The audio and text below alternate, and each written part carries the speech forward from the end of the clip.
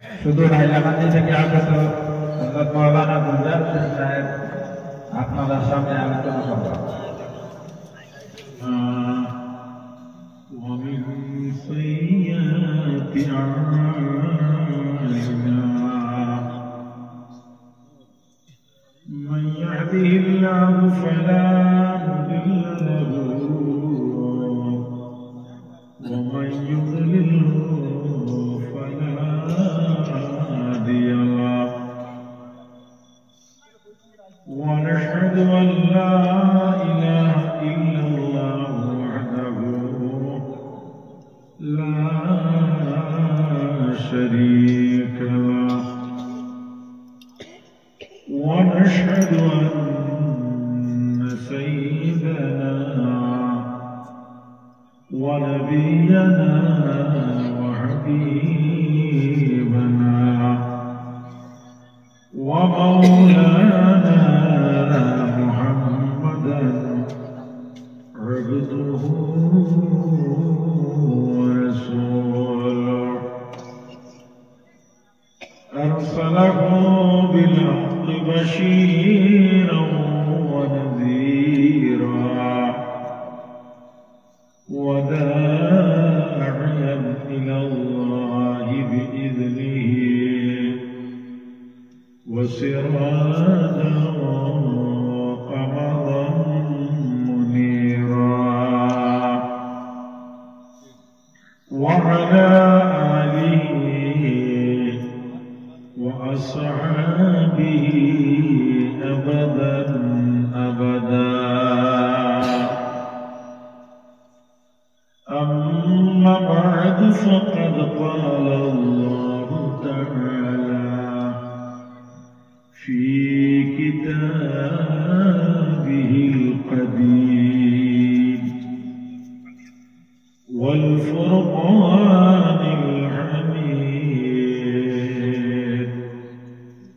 أعوذ بالله من الشيطان الرجيم بسم الله الرحمن الرحيم من عمل صالحا فلنفسه ومن أساء فعليها صدق الله العظيم. وعن النبي صلى الله عليه وسلم أنه قال أفضل الأعمال أدومها أو كما قال عليه الصلاة والسلام. قال الله تعالى مخبرا وآمرا إن الله وملائكته يصلون على النبي يا أيها الذين آمنوا صلوا عليه وسلموا تسليما. اللهم صل على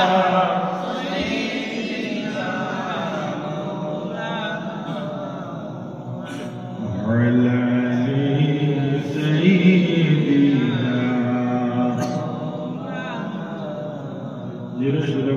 اللهم صل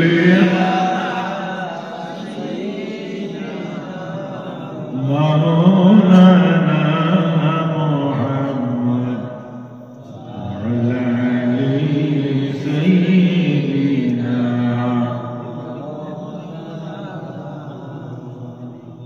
أمة الدار شوية سين مدينة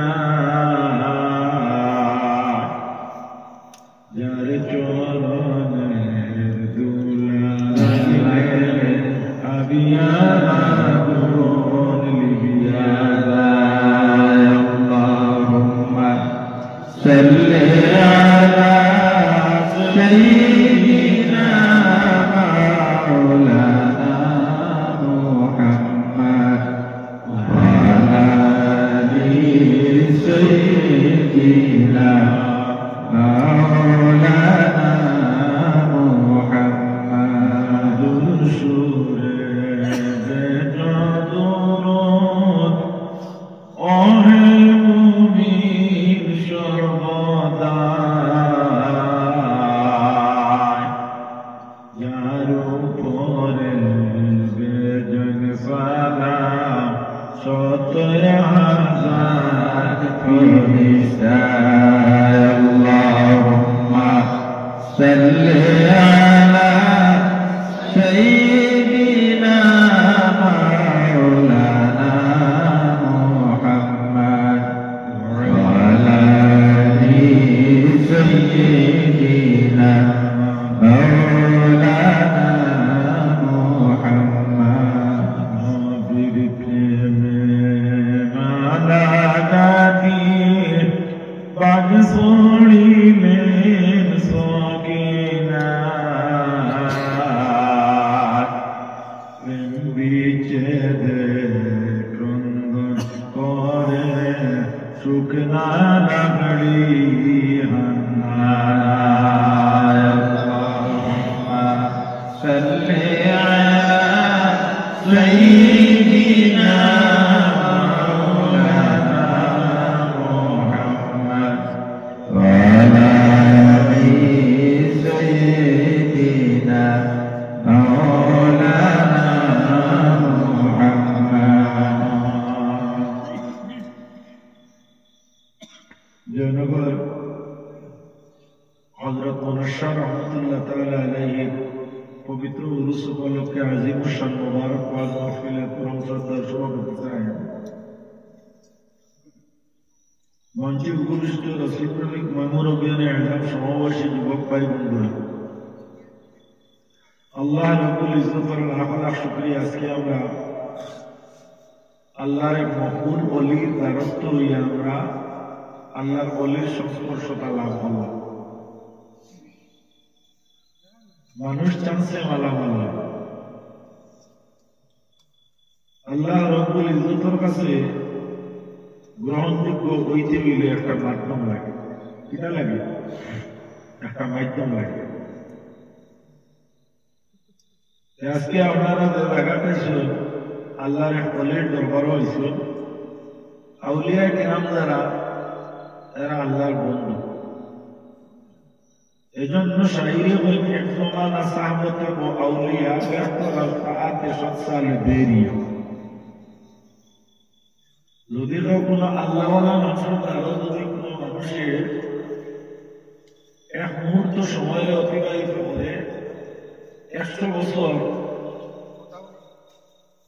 অর্থাৎ মানুষ না দেখানে ইবাদত করার থাকিও আল্লাহর কাছে গ্রহণযোগ্যতা অর্জন করিলে ওকে সুবহানাল্লাহ। হযরতে ইমাম বাকিবিল্লাহ রহমাতুল্লাহ তাআলা আলাইহি এক বুজুর্গ ছিলেন। হযরত বাকিবিল্লাহ সাহেব রহমাতুল্লাহ তাআলা আলাইহি তানের নাতিয়ে খালি কয়, সাহেব আপনি মেহরবানি করিয়া আপনার লাগান আমারে বানাইয়া দেখুন। এর কথা নেই, আপনি মেহরবানি করিয়া আপনার লাগান আমারে বানাইয়া দেখুন। একসাথে নাতিয়ে কয়, তাই খালি শুনতে থাকুন। অবশেষে কিতাব ওয়ারিদ একদিন তার নাতিরে ধরিয়া ওলা সিফা মারল। সিফা মারিয়া শাড়ি ধই মানে দেখিয়া বাকিবিল্লাহ খেয়ার নাতি খেয়েছি ভাই না, বেশি সময় নেই, লইসই নেই, মারা গেছে। একটা কি নসিহত হইল কথা যে আল্লাহর অলিও হল না এরা দ্বারো গিয়া যেমনে তেমনি করলে হয় না। আউলিয়া কেরাম আপনার সম্মান ইজ্জত আব্রুদের ইচ্ছা করো, উচ্চ মর্যাদা সম্পন্ন আল্লাহর অলিয়র দ্বারা সম্ভব তোমারে পরিবর্তন করাইয়া দেব। কান পাওয়ারে নাই, আল্লাহর হুকুমে হইব, কিন্তু কানে পাইত না। এর লাগিয়া আল্লাহর ওলিগুলোর নারকে ব্যাধুকে ধরেন না, কারণ আল্লাহ রাব্বুল আলামিন অসন্তুষ্ট হয়ে যায় এই বন্দার উপরে যারা আউলিয়া কেরাম হলের ব্যাধুকে করিয়া থাকে। যাই হোক, আল্লাহ নবীর উম্মত বল আপনারা যেন আইসুন এই জায়গা খাস এক জায়গা, আমরাও আইসি, দাওয়াত দিছি, রাত বেশ হয়েছে, ঠান্ডা, আর আমরা ওয়াজ নসিহত করতে করতে গলারও কিছু পাওয়ার লেস হয়ে গেছে।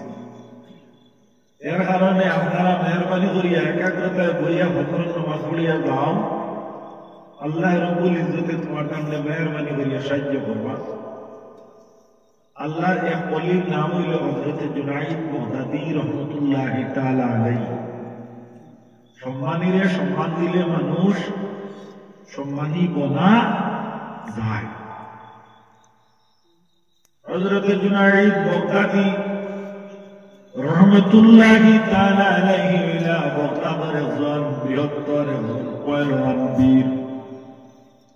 জুনাইদ বাগদাদী রহমতুল্লাহি তাআলা আলাইহি কোন ওলি নাই, জাইন বাগদাদের বাদশার পালিত এক পয়লওয়ান। জুনাইদ বাগদাদী রহমতুল্লাহি তাআলা আলাইহি বাদশায় পালন করিয়া পুষিয়া রাখিয়া টাকা উপার্জন করে। জুনাইদ বাগদাদীর মাধ্যমে অনেক লাভ হয় বাদশার। জুনাইদ বাগদাদীরে মানুষে দেখবার লাগিয়া না, জুনাইদ বাগদাদী রহমতুল্লাহি তাআলা আলাইহির সাথে মানুষ আয় লড়াই করার লাগি, জিহাদ করার লাগিয়া হযরত জুনাইদ বাগদাদীর লগে কোন মানুষের নাম শক্তির লোকে মোকাবেলা করা সম্ভব হইত না। বাসায় এক মহল কানেবালা করে খাবি দিত আর রাখত, আর দরগার মাঝে দরগার সামনে এক বেলে গু আসলো, ঘন্টি এক গু আসলো, ওগুলো ইয়া বাড়ি থেকে একজন ব্যক্তি বাহির হইতা এই জিগাইটা তুমি কিতা হারানে বাড়ি দিছ বলে ইগুত বাড়ি দেওয়ার কারণ হইয়া থাকলো যে জুনাইদের লোকে আমি একটা দিন লড়াই করার সুযোগ নেওয়ার লাগে একটা ডেট চাওয়া।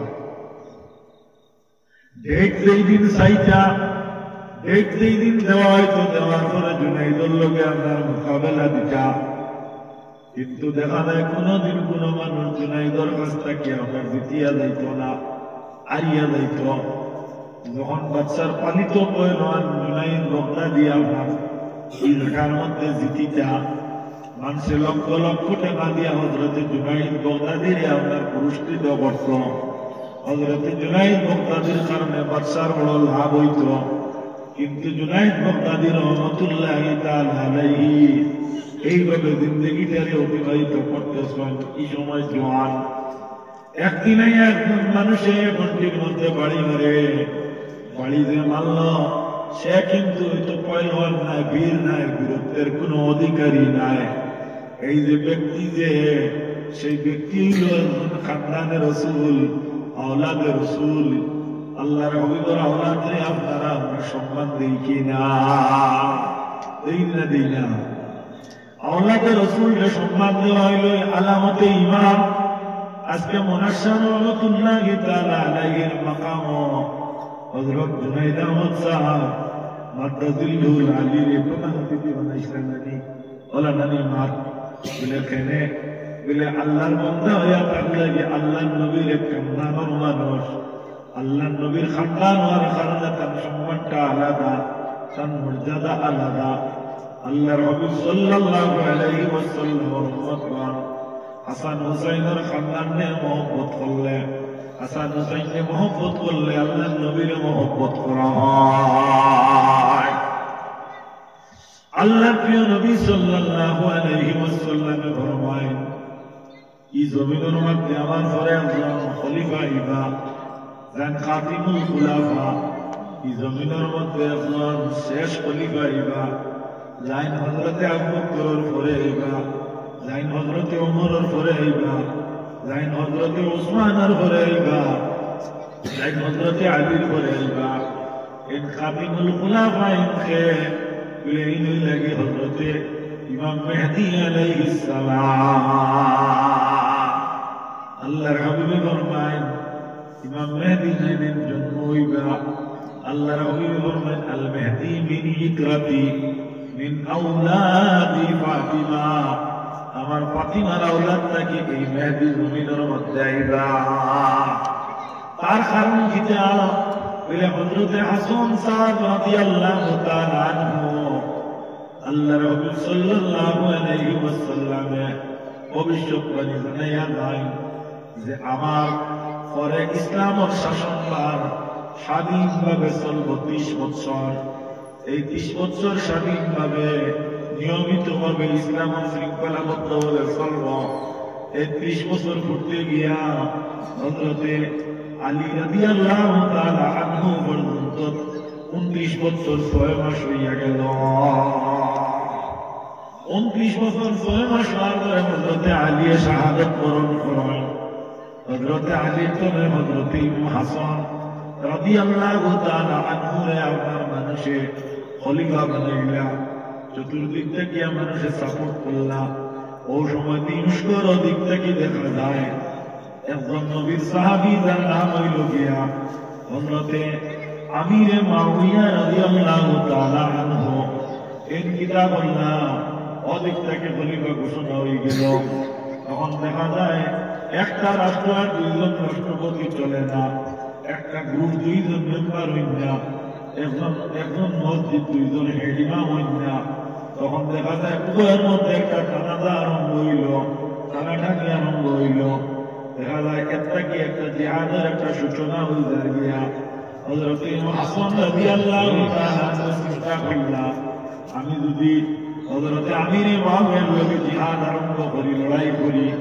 এই আমিরে মুআবিয়ার দ্বারা শূন্য ব্যবহার করবা এই শূন্য হইবা গিয়া আমার নানাদার উম্মত আর আমার সঙ্গে যারা হইলে এরাও আমার নানাদার উম্মত উভয়ের মধ্যে জিহাদটা যদি স্থাপিত হয় তাহলে আমার নানাদার উম্মত হইবা সুতরাং আমি এক কাজ করি এই জিহাদটা কি আমি মুখটারে ফিরাই নাই আমার দিলটারে ফিরাই নাই বরঞ্চ আমি জিহাদ করিয়া আমি নেতা বানারটাকে আমি আমার এক কাজ করি আমি আমার এই খেলাফতিরে আমি পরিত্যাগ করি না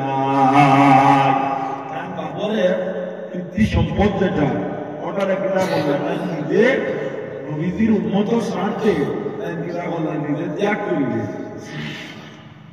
যে জিনিসটা আমার ইসলামের মধ্যে বালা হয়েছে না ইসলামের মধ্যে বালা দেখাইল না দুইজনে লাগলে গর্জন উঠবে আমার সাথী যারা এরা আমার নানা দাদার উম্মত আমার নানা দাদার উম্মত কয় হইবা ও চিন্তা নিয়ে তাই না কিতা বললা নিজের খেলাফতির ত্যাগ করি লইলা আল্লাহ রব্বুল আলামিন জানেন হাসান আমার নবীর উম্মতর মর্যাদা তুমি দেওয়ার কারণে আমার নবীর উম্মতর ইমানদারের মর্যাদা তোমার কাছে থাকার কারণে আমি আল্লাহ সুবহানাহু ওয়া তাআলা আমি তোমার সন্তান থেকে তোমার আওলাদ থেকে আমি ইসলামের সর্বশেষ খলিফারে জন্ম দিব জোরে বলো সুবহানাল্লাহ এটা কেউ ঘোষণা হইল অহসা আপনি আপনার জীবন অতিবাহিত করতে বিভিন্ন সময় বিভিন্ন বাধা আইব বিভিন্ন সময় বিভিন্ন আপনার সমস্যার সম্মুখীন হইবা কোন সময় মানুষ আরে আর কোন সময় জিতে মানুষ কোন সময় অকেটাকে আরা লাগে জানি এই সময় যদি মানুষের স্যাক্রিফাইস করিলায় আর তার মালিকের উপরে ভরসা করিলায় আল্লাহ রাব্বুল আলামিন এই ভরসারে কোন সময় ডুবায় না হাজির কেরাম হযরত জুনাইদ বাগদাদী রাহমাতুল্লাহি তাআলা আলাইহি দেখা যায় ওই জায়গার মধ্যে হযরত জুনাইদ বাগদাদী রাহমাতুল্লাহি তাআলা আলাইহি উপস্থিত আর এক বেটাইয়া ঘন্টির মধ্যে বাড়ি মারে হযরত জুনাইদের ব্যাপারে রক্ষক আছেন জানতে হলো কি আপনি নিয়ে জিগাইলা তুমি কেনে বাড়ি মারলাই বলে আমি বাড়ি মারার উদ্দেশ্য ইয়া থাকলো গিয়া আমি জুনাইদের লোকে একটা দিন মোকাবেলা করতাম বাবা তোমার সাইতে দেখা যায় তুমি বড় দুর্বল তোমার পর্যন্ত শরীরের দেহাকৃতি যেটা আছে এটার থাকি প্রমাণ হযরত জুনাইদ বাগদাদী লোকে তুমি মোকাবেলা করিয়া হযরত জুনাইদের সঙ্গে তুমি কোনদিন জিতা সম্ভব হইতো না তুমি অজান্তে যদি বাড়ি মারো তাহলে আমার কোনো আপত্তি নাই বুঝবাই তুমি জানিয়া প্রায় অজান্তে সই লাইছ ভুল করি লাইছ ইকলিং বেল তুমি বেল দিলাইছ আর যদি জানিয়া দেও তাহলে তোমার কইব দুকা কারণ জুনাইদের লোকে তুমি মোকাবেলা করে জিতা সম্ভব হইত না আল্লাহ বন্দায় উত্তর দেন না আমি জুনাইদ বক্তাদির লোকে মোকাবেলা করার লাগে আমি জানি বুঝে আমি বেল দিলাম হযরত জুনাইদ বক্তাদির লোকে আমি মোকাবেলা করব একটা সময় নির্ধারণ হইল আল্লাহর বান্দা দেখা যায় হযরত জুনাইদ বক্তাদির লোকে গিয়া একটা মাঠের মধ্যে উপস্থিত হইয়া মোকাবেলা করার লাগিয়া হযরত জুনাইদ বক্তাদি রহমাতুল্লাহি তাআলা আলাইহি গিয়া নামলা আল্লাহর বান্দা সে দেখতে কিলাম লামার পরে হযরত জুনাইদ বক্তাদি রহমাতুল্লাহি তাআলা আলাইহি লোকে মোকাবেলা হইয়া বয়া বয় খানে খানে হযরত জুনাইদ রে কইল ও ভাই জুনাইদ আমি এলাম আল্লাহর নবীর একজন খানদান আমি হযরত হাসান হুসাইনের বংশধর আমি সদকা খাওয়া আমার লাগি জায়েজ নয় আমার লাগি সদকা খাওয়া হারাম আমি জমিনের মধ্যে রুজি ইনকাম করতাম কিলা কোনো আমার অনুতনের মধ্যে বল নাই আর আমি মানুষের কাছে ভিক্ষা করে খাইতাম এটা নবীদের খানদানে চায় না একটা খেয়াল ঘটায়নি ভাই আমরা মানুষের মধ্যে একটা কুনীতি আছে মানুষগুলা দুর্বল হইলে মানুষের কাছে হাত পাত্তায় না নি আল্লাহ হবিকে নিষেধ করেন কোনদিন তুমি মানুষের কাছে হাত পাত্তাইও না যদি মানুষের কাছে মানুষ হাত পাত্তায় তাহলে আল্লাহ তারে বড় নিন্দা করেন আল্লাহ নবীও তারে বড় নিন্দা করেন আল্লাহর হাবিব সাল্লাল্লাহু আলাইহি ওয়াসাল্লাম উম্মতগণ তিরমিজি শরীফের বর্ণনা রাসূলুল্লাহ বলেন কাল কিয়ামতের দিন দুই গুরু মানুষকে দেখলে মানুষের সিংহাইব পরিচয় পাইব এই দুই গুরু মানুষটা কি মানুষে বুঝতে পারবো এই দুই গুরু মানুষ দুই নমুনার ছিল আল্লাহর হাবিবের সাহাবা কেরামে ফরমাইলেন ইয়া রাসূলুল্লাহ এই দুই গুরু খারাপ এক গুরু মানুষ কিয়ামতের দিন সোনার টুপি মাথা দিয়া দাঁড়াইব এরারে মাথাটা উঁচা করে দৌড়াইব সাহাবা কেরাম বলে প্রশ্ন করুন ইয়া রাসূলুল্লাহ মাথারা বলেন তাকে এক গুরু মানুষ ইয়া থাকলো গিয়া যারা এই জমিনের মধ্যে তার নিজ সন্তানদের উপযুক্ত আপনার হাফিজে কোরআন বানাইছেন আরো কোনো মানুষ মাথার মধ্যে সোনার টুপি পরিধান করাই থাকবো যারা এই জমিনের মধ্যে কিতা থাকবো দান হয়ে রাখেন হাতে আপনার প্রশ্ন করিয়া রাখি দিছে এর লাগি সদা সর্বদা একজন দাতার হাত আল্লাহর কাছে গ্রহণযোগ্য গৃহীতার হাত তাকিয়া বুঝা গেছে একজন গৃহীতার হাত তাকিয়া দাতার হাত বলা উত্তম আল্লাহর হাবিবে ফরমায় আমার উন্নত হল তুমি দেখতে সময় আল্লাহর রাস্তার মধ্যে কোনো কিছু খয়রাত করো এই সময় একজন গৃহীতার হাতও পড়ে না যতক্ষণ পর্যন্ত মালিক রব্বুল ইজ্জতুল জালালের হাতও পড়তো নয় সাহাবা কেরামে আরো শুনুন ইয়া রাসূলুল্লাহ কিলা একজন গৃহীতার হাতের উপরে মালিকে তার কুদরতে হাত রাখিতে যদি দাতার নিয়তটা সহি থাকে আল্লাহ রব্বুল আলামিন তারা তো মিলে আমাদের গৃহীতার হাত দে সুবহানাল্লাহ আর বুঝুন আপনি কিতাব দিয়া আল্লাহ নবীর উম্মতগণ মানুষের কাছে হাত বাড়াইলে মানুষ জলিল হয় মানুষ কিতা হয় জলিল হয় মানুষের কাছে হাত বাড়াইলে মানুষ আপনার মানুষের খারাপ হয় মানুষের মানুষের নিন্দা করে আল্লাহর হাবিব ফরমান কিয়ামতের দিন আপনার যারা ভিখারি মানুষ যারা ভিক্ষুক মানুষ এই ভিক্ষুক মানুষদের দেখলে মানুষের পরিচয় পাইব আল্লাহর হাবিব ফরমান এই ভিখারি মানুষ যারা আপনার দেহ থাকবো বিলকুল কঙ্কাল হিসাবে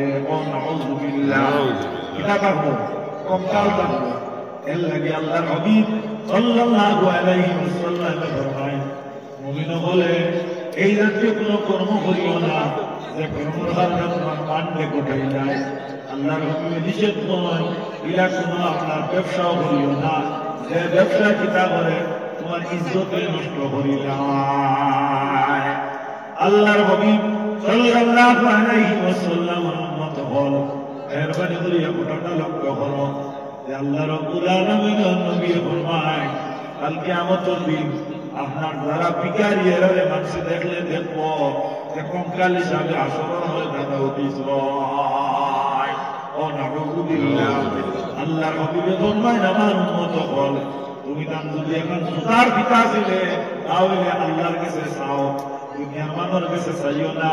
একটা জুতার পিতা মিলিলে তুমি আল্লাহর কাছে চাইতো, এর লাগে আল্লাহর কাছে চাওয়া যেটা ওটা আসলে অলি আল্লাহ খাসিয়া টান ধরুন সাল্লাল্লাহু মুহাম্মদ সাল্লাল্লাহু আলাইহি ওয়াসাল্লাম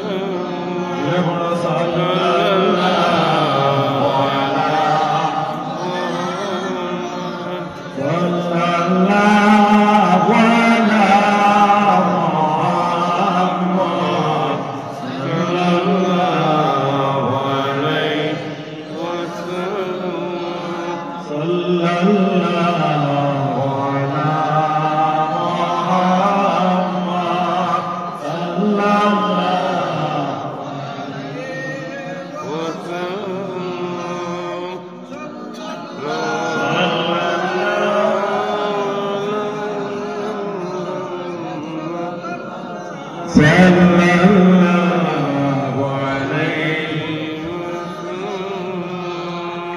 আল্লাহর হাবিব সাল্লাল্লাহু আলাইহি ওয়াসাল্লাম আল্লাহর খারাপ পাইতা কোনো মানে কোনো মানুষ কাছে কোনো কিছু চাইবে এর লাগে এই কথা মুরাদ হইবে না। কোনো চাইলে সোয়াল করলে আপনি দিতা না, চাইলে সোয়াল করলে আপনি দেওয়া বেহতর করে না দেওয়ার তাকিয়া চাইলে যদি সোয়াল করে তাহলে তারে কোনো না অকথ্য ব্যবহারকে কষ্ট দিতে না মাতৃগল আপনি চাব কল।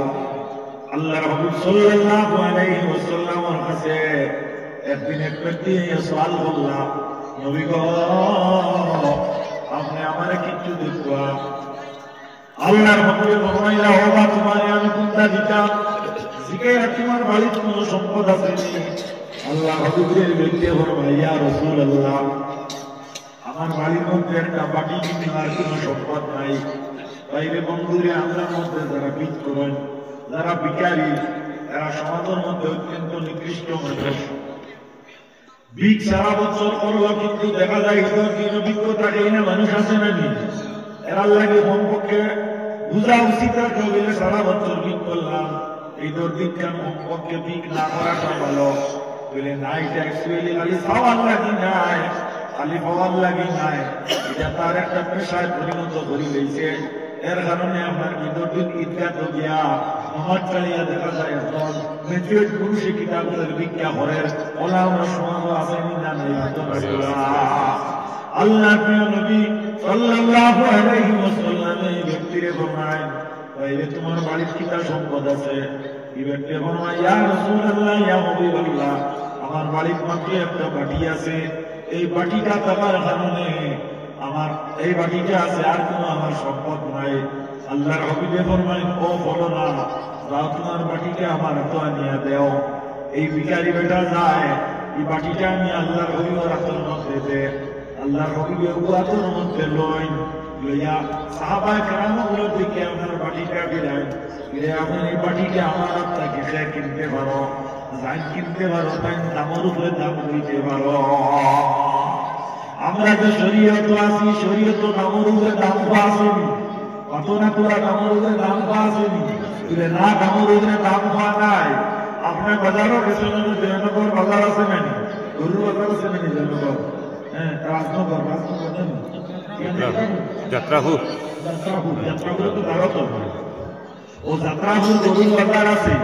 আপনি গিয়া একটা গরু আপনার গরু কিনিবার লাগি দাম করলাম, এখন দাম করা অবস্থাতে আমি দাম করতাম পারবো না, শরীয়তে নিষেধ করছে। আমার যদি লোহা সাব্যস্ত না হয়, আমি যদি দামের মধ্যে যদি অপারগ হই দাম দিতে পারি না, মালিকের লোকে যদি আমার সম্পর্ক যদি কায়েম না হয় তাহলে আমি সরাসরি আপনার দাম করতাম, ওটা হয়ে যেতাম যদি ইসলামের রীতি। আমরা এমন একটা ধর্মের মাঝে আছি ধর্মটা অত্যন্ত নিকট, এই ধর্মের মধ্যে যা আছে কিন্তু সম্পূর্ণ অন্য কোন ধর্মের লোকের সম্পর্ক নাই, অন্য কোন ধর্মের লোকের সামঞ্জস্য নাই। এমন একটা আদর্শ ধর্ম যে ধর্মের মানুষকে সদা সর্বদা স্থানের মধ্যে রাখে।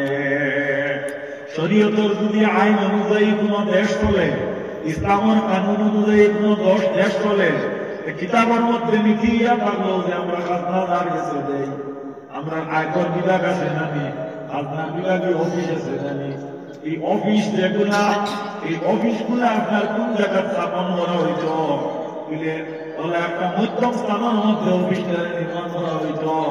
খাজনা বিভাগের আয়কর বিভাগের আপনার দ্বারা নিয়ে আপনার খাজনা দিতে কোনো অসুবিধা হইতো না।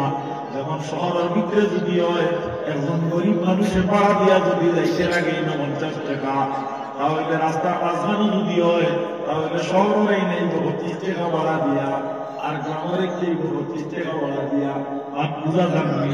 অর্থাৎ একজন মানুষের 2 টাকা ভাড়া দিত আর একজন মানুষের 50 টাকা ভাড়া দিত, এটা শরীয়তে চায় না। এর লাগে শরীয়তের নীতি হইল গিয়া যদি ইসলামিক শাসনে এই এলাকাটা চলে তাহলে খাজনা বিভাগীয় আপনার যে জায়গার মধ্যে খাজনাটা আদায়ের জায়গা হইত এই জায়গাটা মিডিল একটা জায়গা হইত, যাতে উভয় দিকের মানুষে আপনার এক সমানভাবে অধিকার পায়। কত নিখুঁত নাকি, কত সুন্দর একটা বিষয়। এখন যে আমরা বর্তমানে যে সরকার অধীনে আছি ইগুলা নতুন বিলকুল ইলা নাই। আজকে দেখা যায় আমরা বিভিন্ন নীতি চাপাইয়া কিতাব করাও আমরা লস করাও নাই। যেমন করিমগঞ্জ ডিস্ট্রিক্টের শ্রীভূমি বানানি হয়েছে, এরকম আধার কার্ড বন্দিতে আপনার লাইফ সিকিউরিটির বোর্ড এটা আছে, ওটি আছে নাকি, তার আপনার বিভিন্ন অফিস আদালত আপনার যে সাইনবোর্ড যেগুলো আপনার আছে এই সাইনবোর্ড গুলা বন্দিতে গিয়ে আপনার খরচ আছে নাকি, এই খরচটা বহন করে বলে তোমার আমার আম জনতার দরকার থাকি আপনার কিতাব করা এই খরচটারে আপনার বহন করা নিয়ত। তাহলে বোঝা গেল এই যে বর্তমান যে নীতি যেটা এটা ইসলামের নীতি চলেন না। যদি ইসলামের নীতি হইত তাহলে এটা হওয়া, কিন্তু ইসলামে কোনো সময় মানিয়ে নিতে পারে না। এখানে ভুল বুঝবা না, কারণ সরকারে করছে তার কিটা কারণে আমি জানিয়াম না, এখানে অতই কথা নাই যে আমি শ্রীভূমি শব্দটা আমি প্রতিবাদ করছি না। এটার প্রতি আমরা যদিও মহব্বত থাকে না, এটার প্রতি যদি আমরা যদি মায়া না থাকে তো আমি আপনার বিষয়টা হইল আমরা যে ধর্মের মধ্যে আছি, যে ধর্মটা ইসলাম ধর্ম, এই ধর্মটার এমন নীতি যে নীতিটা অন্য কোন ধর্মের মধ্যে নাই, যে নীতি ও নীতিটা ইসলাম ধর্মের মধ্যে আছে। আমরা বাজারের সাথে কি করি নানি, বাজারের দোকান আছে নানি, শরীয়ত ও শরীয়তের উপরে আমরা আছি, ও ধর্মের মধ্যে আমরা আছি, যে ধর্মের এক ইয়া থাকলো আইন ইয়া থাকলো। একটা বাজারের ভিতরে যদি তোমার একটা দোকান থাকে খেয়াল করিও, ও দোকানের মধ্যে তুমি যদি মাল বেশি দামে বেচো, যেমন 10 টাকার দিয়ে যদি 20 টাকা বেচো, কোনো অসুবিধা নাই। কারণ কিনা বলে কিনো আরো দোকান আছে, আমি যাচাই করিয়া তোমার ইনটাকে গিয়া লইতাম নাই। যদি যাচাই না করিয়া গিয়া তোমার ইনটাকে 20 টাকার মাল 40 টাকা দিয়ে আনিতে তোমার কোনো জুলুমি নাই। কিন্তু একটা গ্রামের মধ্যে যদি আপনি দোকান দেন তাহলে আপনি 10 টাকার পেঁয়াজ 20 টাকা বেচতে পারবেন না।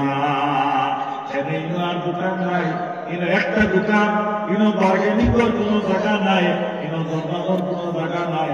গতিকে ইনো তুমি তোমার দামটারে হলা সেই কষ্ট করতায়, যাতে 2 চাই না ভাইয়া মালিকের ব্যবসা বানায়, ও নিয়মে তুমি বিক্রি করতায়। ইনো যদি 10 টাকার জায়গা 20 টাকা বেচতে জুলুমি হয়ে যাইব। কত সুন্দর একটা আর খেয়াল করছে, অর্থাৎ যেন বাজার নাই গ্রাম দোকান কিছু কিন্তু অত বৃদ্ধি মূল্যে বেশিলে জুলুমি হইব, আর বাজারের ভিতরে বেশিলে জুলুমি হইছিল না। কিতাব লাগি কিন্তু এবার কিন্তু দোকান আছে এর মাঝে তুমি ধরে এরকম লোনার উপরে মারতেছি আর খেয়াল করছে। আর ইনো দোকান একা এগুলো জানেন না, এদের মনে করে বৃষ্টি কারণ কিছু জানি আলোকে বিয়া করতে হইল হতে একটা ভাত বুঝা লাগবে। ই যে ভাই দেখবি যে আইন দেখবো কোন ধর্ম প্রতিবাদ আসলে আপনারা কোন ধর্ম, ইসলাম ধর্ম। এর লাগে ইসলাম ধর্ম দেখা এটা হলো শান্তির ধর্ম। ইসলাম ধর্ম ফিতনা বলা হয় না, ইসলাম ধর্ম কোন সময় আপনার পরনিন্দে বলা হয় না, ইসলাম ধর্ম চুগলিরে বলা হয় না, ইসলাম ধর্ম অপবিত্রে পছন্দ করে না, ইসলাম ধর্ম অশালীন ব্যবহারকে আপনার ঘৃণা করে। ইসলাম এমন একটা ধর্ম যে ধর্মের মধ্যে নিজের আওলাদর লাগিয়ে যে ব্যবহার, ইসলাম ধর্মের মধ্যে আপনার দেখা যায় আপনার নেতা হইলেও তার লাগিয়ে ব্যবহার। হযরত ওমর ফারুক রাদিয়াল্লাহু তাআলা আনহু ছেলের নাম হলো আবু শামা। আবু শামা যখন আপনার একটা অপাচারী হিসাবে নির্দিষ্ট হয়ে গেল, হযরতে আবু শামারে হযরতে ওমর ফারুকে কিতাব বললাম আপনার ইসলামের শাসন অনুযায়ী আপনার আবু শামার ইন্তেকাল হয়ে গেল। আবু শামা যখন মারা গেল, মারা যাওয়ার পরে আবু শামা জিনার কেস আসামি হযরতে ওমর ফারুকের ছেলে এনে মারা যাওয়ার হযরতে ওমরের আপনার আইন অনুযায়ী ওমরের রায় অনুযায়ী এনে মারা হইল। মারার পরে দেখা যায় হযরতে ওমর ফারুকে জিন্দা থাকতে সময় যে সময় আবু শামার ইসলামের শাসন করার এই সময় আবু শামার একটা চকুর মধ্যে থাকি একটা পানি বাহির হইল না। যখন আবু শামা ইন্তেকাল করেন, হযরতে ওমর ফারুকে কুলে লইয়া চুমা খাওয়া আরম্ভ করলাম। সাহাবায়ে কেরামে ফরমায়, ও আমিরুল মুমিনিন ওমর ফারুক, আপনার ছেলে জিন্দা থাকতে আপনি ইলা মায়া করলেন না। যদি আপনার পুরা দিল দেতাল কথা তাহলে আপনার ছেলের তো ইলা ইন্তেকাল করা হয় না, ইলা মারা হয় না, ইলা সংসার করা হয় না।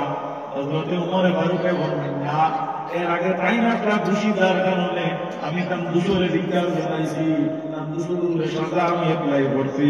এখন তাই এই দোষর সাজা অনুযায়ী মৃত্যুবরণ করছেন। এখন তার সাজা কাটার কারণে নিষ্পাপ শিশুর মতো গেছেন গিয়া, এর কারণে আমি তারা মেলা করিয়া মাপ বোঝাই করছি। ও ধর্মের নাম হইয়া থাকলো দিন ইসলাম।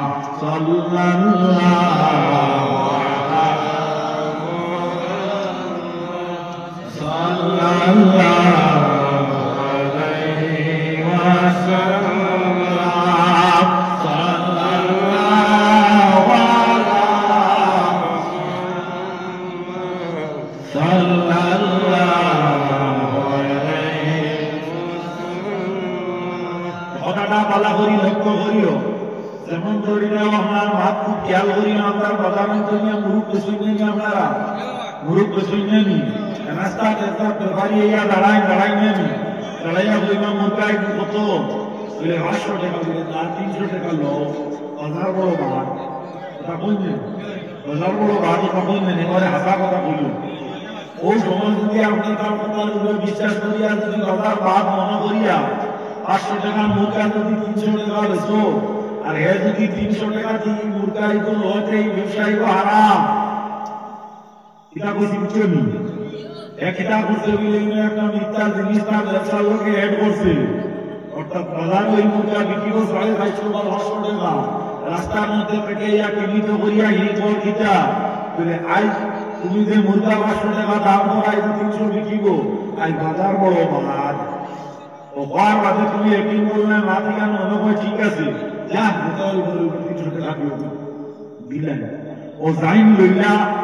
এই যদি মুসলমান তাহলে এই একটা হারাম কাম করছো, তুমি যে বেশিছ তোমার কোন নাজায়েজ নাই, কারণ তোমার মালিক বাড়ির লোক বেশিছ।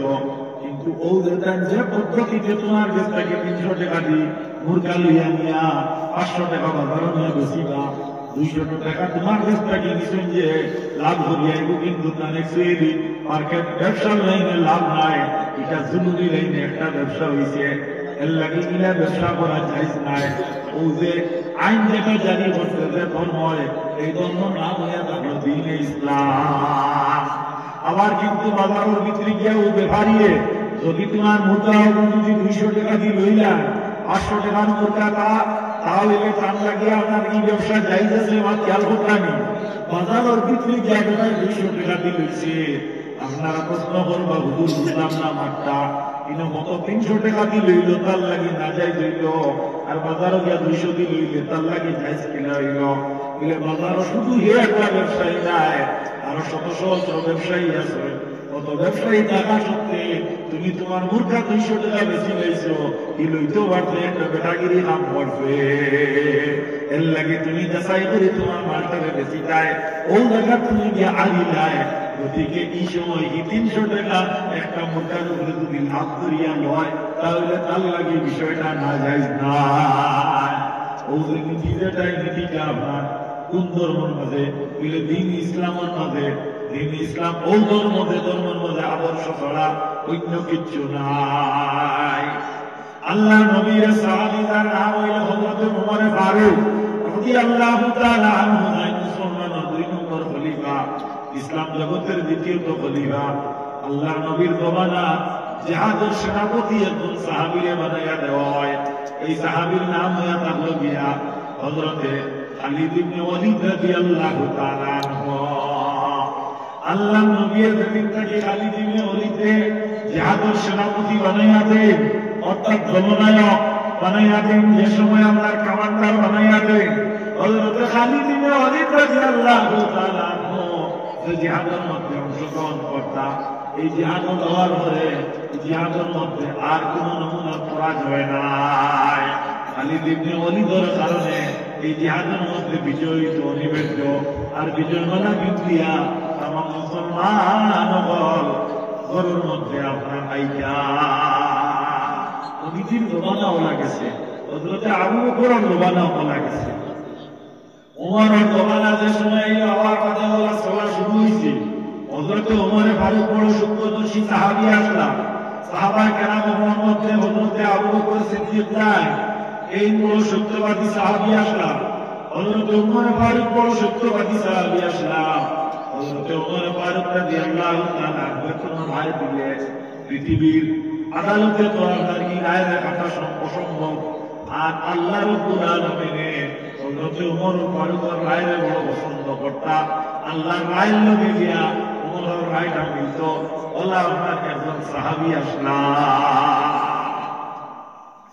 একদিন একটা উট লইয়া দুইজন মানুষের টানাটানি আরম্ভ করছে, দ্বন্দ্ব আরম্ভ করছে। তফসিরের মধ্যে একটি উটটা হইল এহুদি মালিকর, তফসিরের মধ্যে একজন এহুদি মালিকর উট, আর এক মুনাফিকে এই উটটারে দাবি করার পরে দেখা যায় উট হইল একটা, এখন মালিক হয়ে গেল দুইজনের রাস্তার মধ্যে টানাটানি আরম্ভ করেন। এই টানাটানির কারণে টানা চেষ্টা দেখিয়া মানুষের সহ্য হয় না, মানুষ দ্বারস্থ গিয়া শিখায় যে তুমি তো এখানে উঠে গুলিয়া টানাটানি করো। তারাই মিলিয়া কাজ করো, তোমার টান উঠে গুয়ার মালিক দুইজন, মেহরবানি করিয়া তোমার টান আমরা বিচার মারফতে মীমাংসা করি দেই। মালিক যে বলল ঠিক আছে, কোনো আপত্তি নাই। আর মালিক যে নাই